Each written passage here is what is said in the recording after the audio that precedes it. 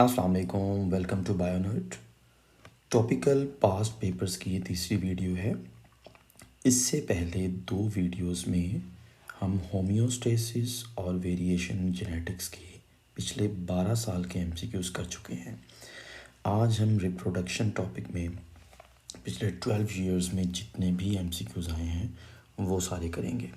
Channel को subscribe कर लें और वीडियो को लाइक भी ज़रूर कर दें। तो शुरू करते हैं रिप्रोडक्शन फर्स्ट एमसीक्यू।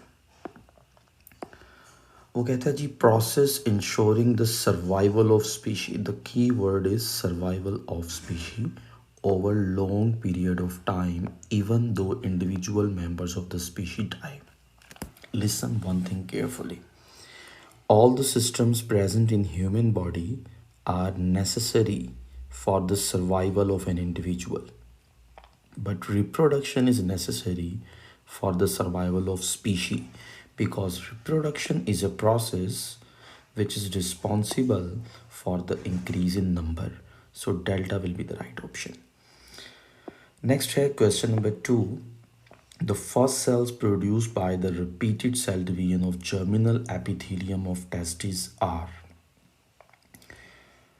तो सबसे पहले जो सेल्स बनते हैं जर्मिनल एपिथेलियम के डिवाइड करने से, ऑब्वियसली वो स्पर्मेटोगोनिया है। वो क्या है? स्पर्मेटोगोनिया। आप जानते हैं स्पर्मेटोगोनिया की डिवीजन से प्राइमरी स्पर्मेटो, सबसे पहले स्पर्मेटोगोनिया बनते हैं, फिर प्राइमरी स्पर्मेटोसाइट, फिर सेकेंडरी स्पर्मेटोसाइट, फिर स्पर्मेटिड और फिर स्पर्म्स बनते हैं। तो मेरे ख्याल में ये आपको बात समझ आ गई, ये इजी है। Answer will B delta. Question number 3, which one, ये ज़रा थोड़ा सा कंफ्यूजिंग है, ज़रा इसको गौर से देखेंगे। विच one of the following hormone is essential for the successful production of sperms.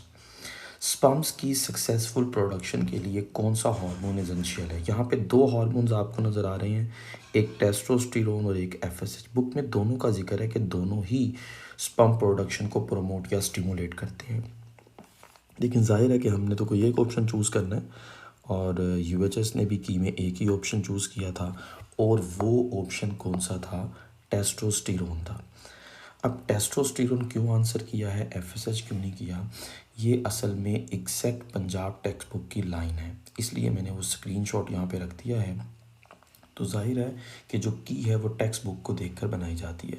अगर आप यहाँ पे देखें तो एग्जैक्ट वही लाइन लिखी हुई है, this hormone is essential for the successful production of sperms. तो एग्जैक्ट यही लाइन आपको लिखी हुई मिल रही है जो स्टेटमेंट में बात हुई है। हार्मोन इज़ एसेंशियल, यहाँ देखें, hormone is essential for the successful production of sperm, तो यही लाइन वहाँ भी थी। तो लिहाजा टेस्टोस्टेरोन जो है वो आंसर होगा। यहाँ पे बात हो रही थी टेस्टोस्टेरोन के लिए, which secrete testosterone, this hormone is essential for the successful production of sperms. Okay, तो इस वजह से हमें ये टेस्टोस्टेरोन ही आंसर करना पड़ा है, और की में भी यही था। ओके, नेक्स्ट है जी question number 4, a type of cells in human testis which produce testosterone. Testosterone कौन बनाता है? तो वेरी सिंपल, आप जानते हैं इंटरस्टिशियल सेल्स हैं जो टेस्टोस्टेरोन प्रोड्यूस करते हैं। और इंटरस्टिशियल सेल्स को एक और नाम दिया जाता है, that is Leydig cells, that is Leydig cells. Okay, तो लिडिक सेल्स जो हैं वो इंटरस्टिशियल सेल्स भी कहलाते हैं और वही टेस्टोस्टेरोन बनाते हैं। ओके, क्वेश्चन नंबर 5 पे मूव करते हैं। अगर हम क्वेश्चन नंबर 5 की बात करें, विच one of the following differentiates directly into mature sperms. नहीं जी, मैच्योर स्पर्म्स में कौन सा सेल कन्वर्ट होता है? तो आप जानते हैं सेकंड लास्ट जो स्टेज आती है स्पर्मेटोजेनेसिस में, वो स्पर्मेटिड्स हैं, और स्पर्मेटिड्स कन्वर्ट होते हैं स्पर्म्स में। इसके लिए भी यहाँ पे स्क्रीनशॉट मौजूद है, आप देख सकते हैं। ये स्पर्मेटिड्स हैं जो कि कन्वर्ट हो रहे हैं डायरेक्टली स्पर्म्स में। ओके, तो स्पर्मेटिड्स जो हैं वो स्पर्म्स में कन्वर्ट होते हैं। ओके जी, ये बात समझ आ गई आपको? स्पर्मेटिड्स जो हैं वो स्पर्म्स में कन्वर्ट होते हैं। ओके जी, नेक्स्ट हम डिस्कस करेंगे question number 6, spermatogonia differentiate directly into. Spermatogonia जो है वो डायरेक्टली डिफरेंशिएट होते हैं किसमें? प्राइमरी स्पर्मेटोसाइट्स में। ओके, किस में डिफरेंशिएट होते हैं? प्राइमरी स्पर्मेटोसाइट्स में। ये आप जानते हैं, बहुत आसान है। क्वेश्चन नंबर 7 है, what is the location of interstitial cells in testis? Testis में इंटरस्टिशियल सेल्स की लोकेशन क्या है? इसके लिए भी स्क्रीनशॉट मैंने रखा है, ज़रा गौर से यहाँ पे देखेंगे।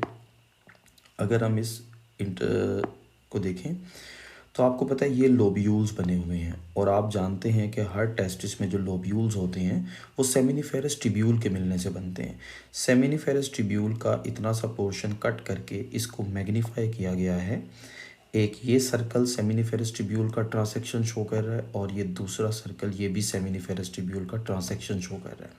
इन दो सेमिनिफेरस ट्यूब्यूल के दरमियान में अगर आप देखें तो ये लिडिक सेल्स को लेबल किया गया है। ये जो लिडिक सेल्स हैं इन्हीं को इंटरस्टिशियल सेल्स कहते हैं। तो इसका मतलब है इंटरस्टिशियल सेल्स कहाँ होते हैं?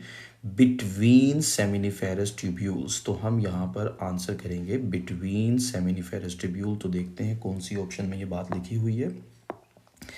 ये बात लिखी हुई है जी, ये चार्ली में, between the seminiferous tubules. Question number 8 है, type of cells in human testis which produce testosterone are called interstitial cells. तो भी हमने बात की, ऊपर भी क्वेश्चन आया, बहुत मरतबा ये क्वेश्चन आ चुका है कि इंटरस्टिशियल सेल्स जो हैं वो टेस्टोस्टेरोन बनाते हैं। ओके,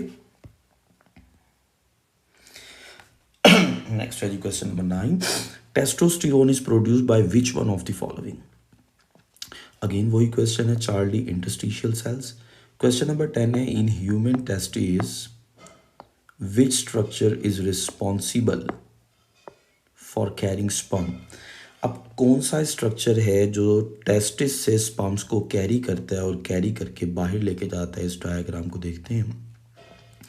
सबसे पहली बात, आप जानते हैं स्पर्म्स कहाँ बनते हैं? Sperms are produced in seminiferous tubules and these are seminiferous tubules.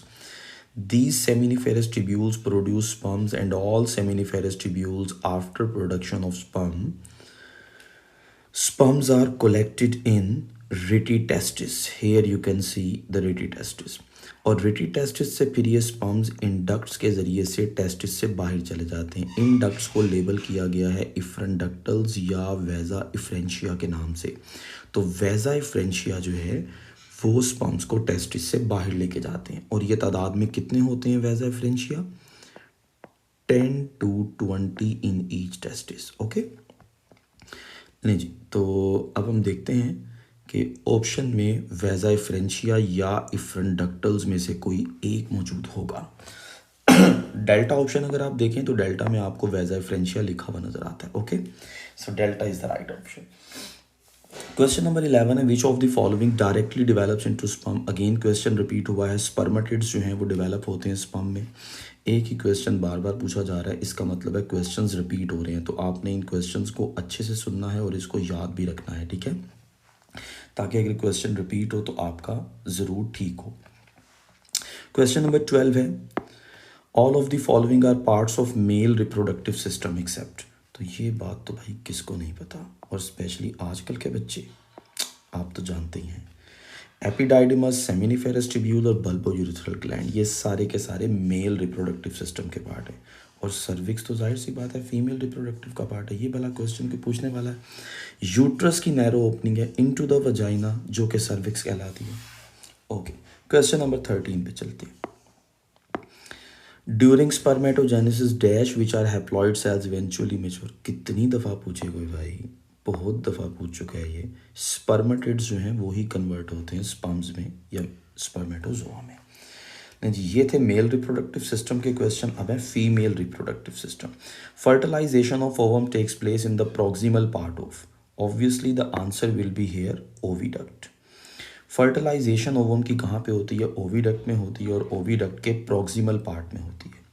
Question number 15 थोड़ा सा कंफ्यूजिंग है, ज़रा इसको अच्छे से सुन लेंगे। At which month of pregnancy the human embryo is refer to as foetus. कुछ बच्चे सोच रहे होंगे कि इसका आंसर 3rd मंथ होना चाहिए, कुछ बच्चे सोच रहे होंगे इसका आंसर 2nd मंथ होना चाहिए। तो जल्दी से सुनना है, क्यों आंसर करेंगे, क्या करेंगे। एक्चुअली फीटस की टर्म यूज़ करते हैं eight the end of second month. And का मतलब है कि जब सेकेंड मंथ ख़त्म होता है और कौन सा मंथ शुरू होता है, थर्ड मंथ। तो इसका आंसर सेकेंड मंथ हम तब करते हैं जब यहाँ पे लिखा होता at the end of which month we use the word foetus, तो फिर सेकेंड मंथ करते। लेकिन अब सिंपल लिखा हुआ है कि कौन से मंथ में, जैसे थर्ड मंथ जब शुरू हो जाता है तो थर्ड मंथ में बेसिकली हम फीटस की टर्म यूज़ करते हैं। इसके लिए भी मैंने स्क्रीनशॉट रखा है क्योंकि ज़ाहिर है कुछ बच्चे हैं वो नहीं मानते, तो फिर स्क्रीनशॉट दिखाना पड़ेगा उनको। ये देखें जी, from beginning of the third month of pregnancy the human embryo is refer to as foetus. ठीक है, क्यों ऐसा होता है? क्योंकि 12th वीक में तकरीबन सारे ऑर्गन्स बन चुके होते हैं, इसलिए फीटस की टर्म यूज़ करते हैं। ओके, तो जी ये होगी जी हमारी बात। थर्ड मंथ यहाँ पे बेस्ट आंसर होगा और की में भी आंसर थर्ड मंथ ही था। Okay, 16 oogonia are produced in the germ cells of, तो सारे जानते हैं oogonia ओवरी में ही होते हैं क्योंकि एग भी तो वहीं पर बनता है। यस, नेक्स्ट है जी 17 second meiotic division in the secondary oocyte proceed as far as. जी फर्स्ट मियोटिक डिवीजन रुकती है प्रोफेज 1 पे और सेकेंड मियोटिक डिवीजन रुकती है कहाँ पे? मेटाफेज 2 पर रुकती है। इसका भी स्क्रीनशॉट है मेरे पास जी। ये देखें, ये आपको नजर आ रही है meiosis 1, primary oocyte arrested in prophase 1। तो जो मियोसिस 1 है वो प्रोफेज 1 पे अरेस्ट होती है। ओके, और जो मियोसिस 2 है वो कहाँ पे अरेस्ट होती है? यहाँ देखें, secondary oocyte arrested in metaphase 2। तो इसका मतलब है मियोसिस 2 की बात हो रही है तो वो मेटाफेज 2 पे अरेस्ट होगी। अब मेटाफेज 2 की ऑप्शन नहीं है लेकिन सिर्फ मेटाफेज लिखा हुआ है तो वही आंसर हो जाएगा। अगर मेटाफेज 1 और मेटाफेज 2 दोनों ऑप्शन हो तो आप मेटाफेज 2 को टिक करेंगे। Uterus open into vagina through cervix, ये आप जानते हैं नैरो ओपनिंग होती है यूट्रस की जो वजाइना में ओपन होती है। बहुत आसान क्वेश्चन हैं। क्वेश्चन नंबर 19 है the oocyte released during ovulation is in. तो अभी बात हुई है जब oocyte रिलीज होता है तो वो मेटाफेज 2 स्टेज पे होता है। दोबारा देखते हैं स्क्रीनशॉट को। ये देखें, असल में मियोसिस 2 के कंप्लीट होने के लिए क्या ज़रूरी है? Meiosis 2 completed only if fertilise. तो मियोसिस 2 जो है वो कंप्लीट नहीं हो सकती है जब तक फर्टिलाइजेशन ना हो। तो मियोसिस 2 अरेस्ट हुई हुई है मेटाफेज 2 पे। इसी फॉर्म में ये सेकेंडरी oocyte रिलीज होके ओविडक्ट में जाता है। ओविडक्ट में स्पर्म आता है, स्पर्म इसको फर्टिलाइज करता है, फिर मियोसिस 2 कंप्लीट होती है। ओके, तो इसका मतलब है जो स्ट्रक्चर ओवरी से रिलीज होता है वो सेकेंडरी oocyte होता है और वो सेकेंडरी oocyte मेटाफेज 2 स्टेज पर होता है। फिर वो ओविडक्ट में जाता है, वहाँ फर्टिलाइजेशन होती है, फिर मियोसिस 2 कंप्लीट होती है। ओके, जाना नहीं है भाई, अभी और MCQs हैं और थोड़ी देर बात कर लेना, क्या हो गया भाई। नेक्स्ट है जी, yellow glandular structure formed after the release of egg from the follicle is called. सारे जानते हैं जब एग बाहर आ जाता है और जो रप्चर्ड फॉलिकल है वो कन्वर्ट हो जाता है कॉर्पस ल्यूटियम में, और जो कॉर्पस ल्यूटियम है वो फिर प्रोजेस्टेरोन बनाता है। Charlie is the right option. In which part of female reproductive system, again question repeat हो रहा है, आप लोग जानते हैं प्रॉक्सिमल पार्ट ऑफ ओविडक्ट, बार बार पूछ रहा है ये क्वेश्चन। अगेन वही क्वेश्चन है, dash structure in female reproductive system where fertilisation take place. तो अगेन आंसर हो जाएगा ओविडक्ट। कितनी दफ़ा पूछेगा भाई? Meiosis occur in human female during. नहीं जी, फीमेल में मियोसिस कब होती है? जब एग बनता है, यानी oogenesis। तो ढूंढें oogenesis कहीं लिखा होगा? नहीं जी, oogenesis तो हमें लिखा हुआ नज़र नहीं आ रहा। तो फिर क्रीप्टरीन ऑप्शन तो गैमीटोजेनेसिस ही हो सकती है क्योंकि जाहिर सी बात है फीमेल में स्पर्मेटोजेनेसिस तो होने से रही, या फीमेल में स्पर्मियोजेनेसिस तो होने से रही, तो फिर बीटा गैमीटोजेनेसिस ही हो सकती है। ओके ओके, तो 24 इन ह्यूमन फीमेल एग। ओ भाई कितनी मर्तबा पूछोगे? Oviduct, Charlie. Okay, 25 which of the following hormone act on the uterus wall for thickening. Uterus wall की थिकनिंग में दो हार्मोन रोल प्ले करते हैं, एक एस्ट्रोजन और दूसरा प्रोजेस्टेरोन। ऑप्शंस में सिर्फ प्रोजेस्टेरोन गिवन है तो यही आंसर है। ओके, उसके बाद जी नेक्स्ट क्वेश्चन है कि 26 में वो क्या पूछ रहा है, in ovary primary oocyte divide through first meiotic division forming two haploid. जब मियोसिस 1 कंप्लीट होती है तो 2 हैप्लॉइड सेल्स बनते हैं। एक वो कहता है जी सेकेंडरी oocyte बनता है और दूसरा जाहिर सी बात है पोलर बॉडी बनती है। तो इसको भी हम यहाँ पे देख लेते हैं, स्क्रीनशॉट मौजूद है। ये आप अगर देखें तो मियोसिस 1 कंप्लीट हुई है, एक बड़े साइज का सेल बना है जिसका नाम है सेकेंडरी oocyte और एक छोटू बना है। ये जो छोटू सेल बना है ये फर्स्ट पोलर बॉडी है। ओके, ओ भाई छोटे हो जाओ तुम भी और चले जाओ यहाँ से। ओके, तो आंसर क्या हो जाएगा? First polar body. Menstrual cycle question है जी, मेंस्ट्रुअल साइकिल से रेलिवेंट पहला, which hormonal pair shares a common hypothalamic releasing factor. कौन सा पेयर है जिसका कॉमन रिलीजिंग फैक्टर है?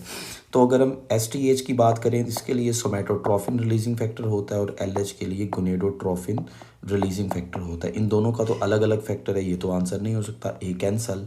एसीटीएच के लिए सीआरएफ होता है कॉर्टिकोट्रोफिन रिलीजिंग फैक्टर और एलएच के लिए जीएनआरएच होता है गोनेडोट्रोफिन रिलीजिंग फैक्टर, ये भी आंसर नहीं हो सकता, बीटा खत्म।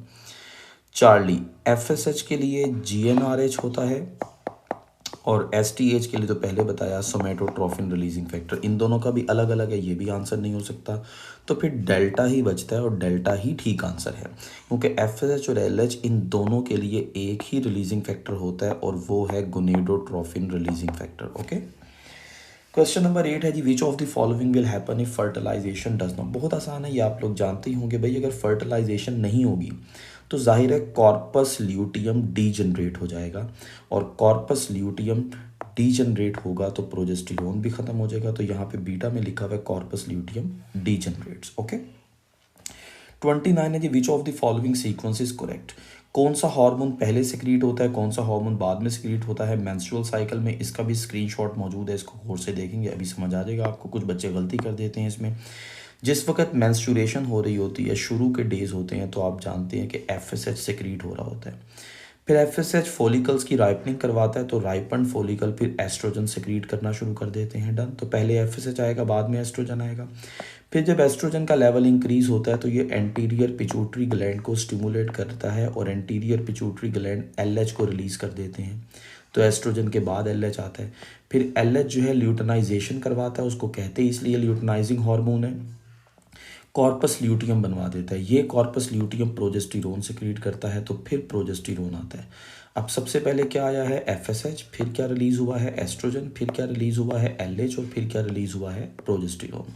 तो देखें जी, ये वाला सीक्वेंस किस ऑप्शन में लिखा हुआ है? मेरे ख्याल में तो ये सीक्वेंस जो है वो लिखा हुआ है डेल्टा ऑप्शन में। देखते हैं जी डेल्टा ऑप्शन में लिखा है या नहीं। तो अगर हम डेल्टा ऑप्शन देखेंगे तो डेल्टा ऑप्शन में पहले एफएसएच है, यस, फॉलिकल्स की राइपनिंग होगी, फिर एस्ट्रोजन, फिर एलएच और फिर प्रोजेस्टेरोन। तो यही सीक्वेंस सही है, तो हमारा यहाँ पे डेल्टा आंसर होगा।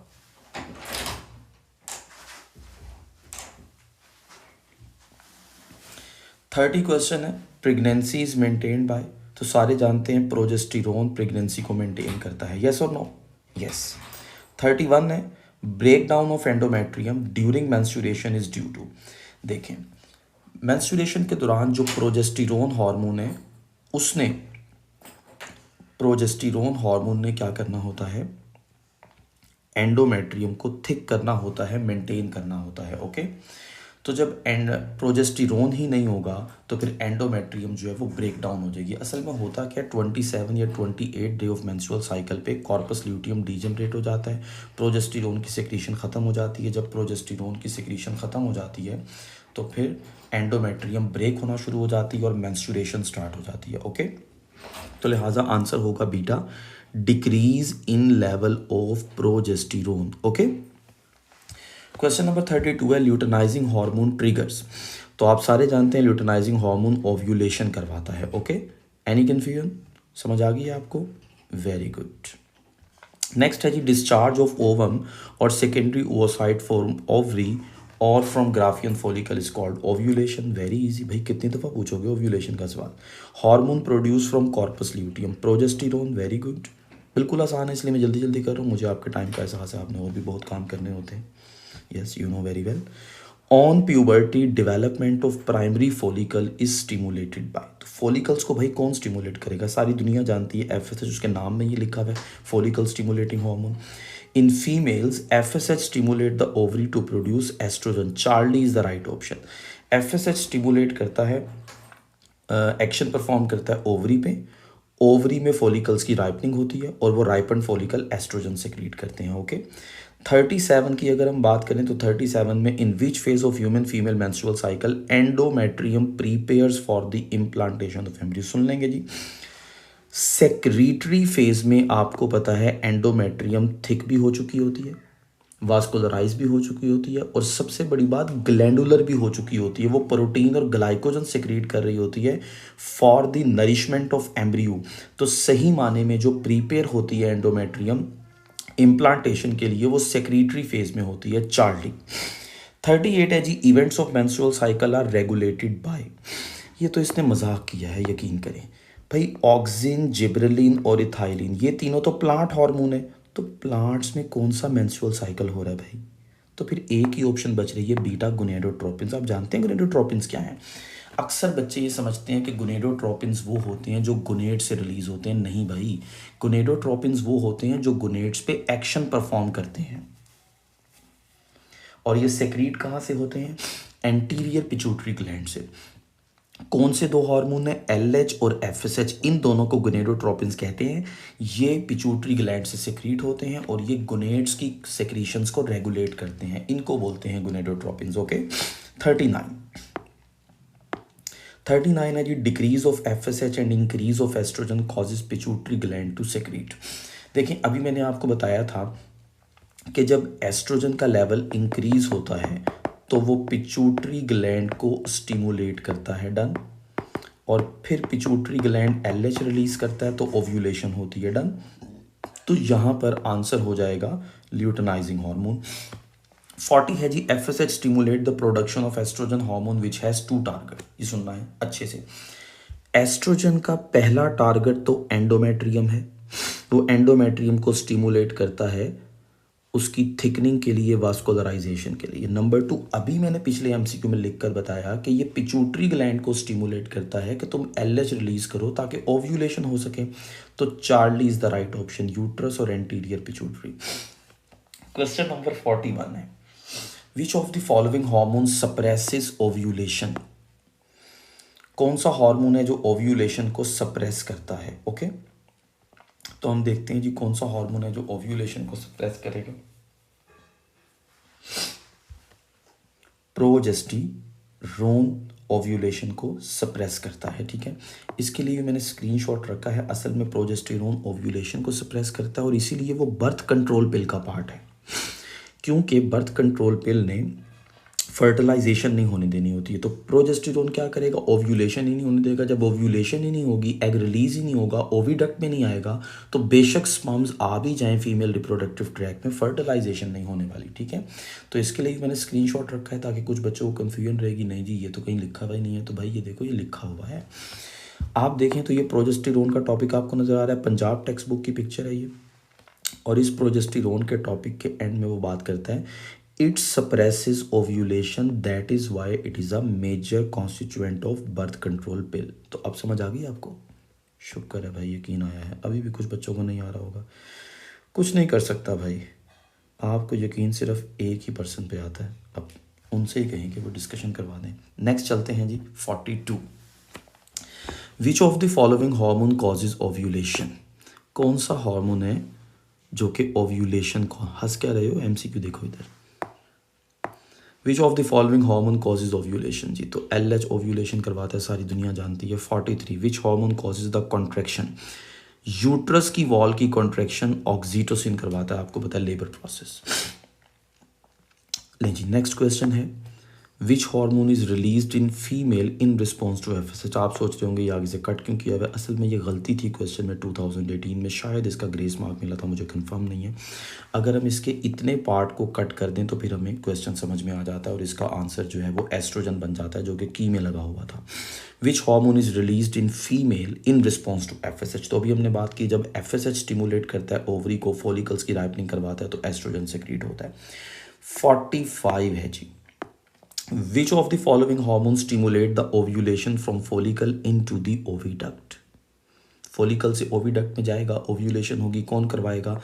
10 मरतबा पूछ चुका है, पता नहीं भाई को शक है मेरे ख्याल में, कब दूर होगा इसका शक। ल्यूटेनाइजिंग हार्मोन आंसर है भाई। Which hormonal pair would maintain the endometrium and make it receptive, make it receptive. तो आप जानते हैं एंडोमेट्रियम पे प्रोजेस्टेरोन एक्शन परफॉर्म करता है और एस्ट्रोजन एक्शन परफॉर्म करता है, ये दोनों इसकी थिकनिंग और वास्कुलराइजेशन करवाते हैं। So delta will be the right option है। ओके नहीं जी, एसटीडीज के क्वेश्चन है, सेक्सुअली ट्रांसमिटेड डिजीज। इसमें यकीन करें इसने इतनी मरतबा साइफिलिस का क्वेश्चन पूछा है, शायद इसको डाउट है या इसको बहुत ज़्यादा पसंद है ये डिजीज़। तो भाई पहला क्वेश्चन ही साइफिलिस का करने लगे हैं, ट्रैपोनीमा पैलिडम। ये एक स्पाइरोकीट बैक्टीरियम है जो साइफिलिस कॉज करता है, ठीक है। आज आप इतनी मरतबा ये एमसीक्यू देखेंगे कि आपको मरते दम तक ये बात याद रहेगी, भूले नहीं सकते हैं आप। उसको भूल सकते हैं लेकिन इसको नहीं भूलेंगे। देखें अभी ज़रा 48, हंसना नहीं है, क्वेश्चन पढ़ने हैं और इसको समझना है। समझ आई है? न्यू बॉर्न इन्फेंट में acquire serious eye infection but her mother has. नहीं जी, न्यू बॉर्न इन्फेंट। अब यहाँ पे ना बच्चों को लग रहा है कि सर 2 आंसर बन सकते हैं, एक गोनोरिया भी बन सकता है और एक जेनिटल हर्पीज भी बन सकता है। इसके लिए भी मैंने स्क्रीनशॉट रखा है, ये देखें ज़रा स्क्रीनशॉट। ये बात जो है वो गोनोरिया में लिखी हुई है बुक में। अगर आप देखें तो ये है जी गोनोरिया, और इसमें वो कहता है एग्जैक्ट यही लाइन है, न्यू बॉर्न इन्फेंट्स में एक्वायर सीरियस आई इन्फेक्शन। तो देखें, न्यू बॉर्न इन्फेंट में acquire serious eye infection if her mother has. तो मदर को क्या होगा? गोनोरिया होगा, जिसकी वजह से बेबी की आइज़ में इन्फेक्शन होगा। Done, Charlie, gonorrhoea is the right option. नहीं जी, मैंने कहा था ना बहुत दफ़ा क्वेश्चन आने वाला, आ गया फिर। ट्रैपोनीमा pallidum cause disease called syphilis. Syphilis ये नहीं भूलेगी आपको, मैंने पहले बता दिया। फिर देखें, syphilis is a sexually transmitted disease which is cause by Treponema pallidum. भाई कितनी मरतबा बताएं? 51, positive agent of a sexually transmitted disease that affect mucous membrane. लेंगे तो फिर ये ऊपर आपको स्क्रीनशॉट दिखाई दे रहा है, ज़रा इसको जल्दी से देखेंगे। ये देखें, इट इज़ गोनोरिया के बारे में कहता है, it is cause by gram positive bacterium Neisseria gonorrhoeae mainly affecting the mucous membrane of urinogenital tract. तो म्यूकस मेम्ब्रेन को कौन अफेक्ट करता है? नसीरिया गोनोरिया जो है वो अफेक्ट करता है म्यूकस मेम्ब्रेन को। ओके जी, तो यहाँ तक बात समझ आ गई आपको। आखिरी है जी 52, transmission of Neisseria gonorrhoeae is best describe by which one of the following. जाहिर सी बात है ये एसटीडी है तो सेक्सुअल कांटेक्ट के ज़रिए से ट्रांसफ़र होती है, तो अनसेफ सेक्स के ज़रिए से इसको बचाया जा सकता है।